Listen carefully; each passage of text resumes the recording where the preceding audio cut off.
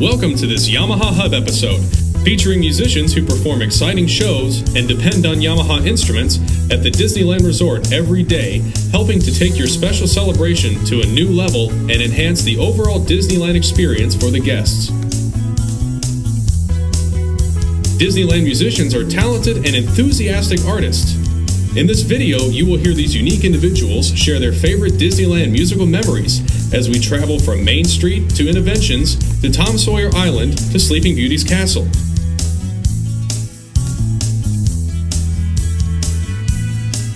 I'm Ragtime Robert. I'm here at the Corner Cafe at Disneyland, Main Street, USA, Anaheim, California.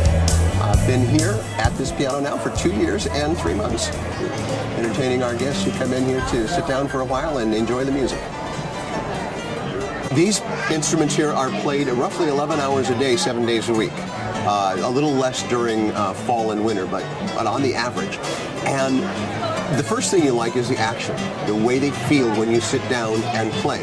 And the best way I can compare that for you is a car with power steering and a car without power steering.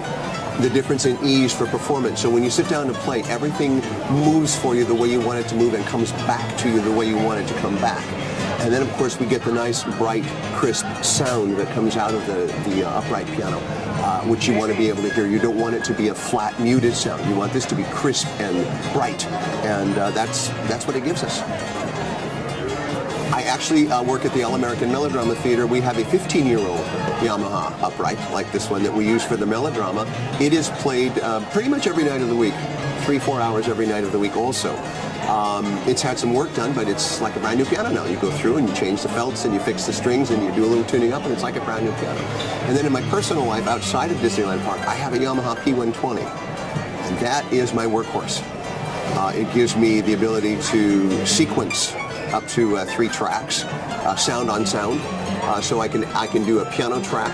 I can layer the vibraphone and the bass. I can split the keyboard so I have a bass sound and a piano sound, so I can become a trio. I can hit the record button on that one, walk away from the piano, still play for myself, and sing to the room, which is one of the most fun things to do, surprise your audience by walking away from the keyboard. Well, of course, I get to do 4-handed piano with some of the guests. That's always fun. One of us takes the upper end of the piano, one of us takes the lower end of the piano, and the nice thing about the Yamahas is they give you an even sound all the way through, so neither one of you is louder or overbearing on the other one, and you get this nice 4-handed sound, like not quite 2 pianos, because you're both doing one part of it, but that is a lot of fun. And then bringing the children up.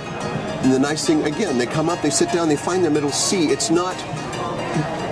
doesn't have big fat keys, whereas the one that at home has narrow keys. They're able to find their notes and play for you right away. When I first started performing out here, there was a young man, about 7 or 8 years old, who asked me if I could play Chopin's Prelude number 9. And I did everything but. I did a little bit of classical stuff, because primarily we stick to the fast, fun, like you would hear walking down Main Street. And he kept shaking his head and shaking his head. And then he said, well, what about number 3? And I said, well, number 3 and number 9, that adds up to number 12. I said, what if I do Chopin's Prelude number 12? And he put his hands on his hips and he goes, I don't think he wrote one. So that was my first experience in the park with, okay, this is how kids are going to be as we're out here. And it's always been that much fun. I mean, kids will surprise the dickens out of you sometimes, and it's always fun. I have always believed in the magic. And being a part of that magic is absolutely amazing. And once you step through the doors onto stage, knowing that you've touched a guest or many guests during the day in a way that they wouldn't have had if you weren't the one here at the Yamaha, that's it. Being part of the magic.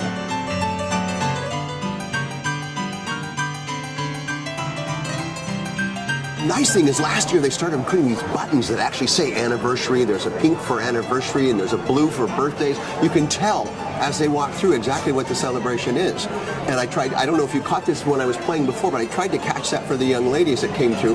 Birthday buttons, they sat down, so I just got out of what I was performing and went into the birthdays or the anniversaries. And what's fun is somebody walking through cafe area here and stopping what you're doing and playing this song and seeing whether they realize you were picking up on their button, and it's always fun when they turn around at the last minute and go, oh, that's all that stuff. It's just any little thing that makes their day here a moment better.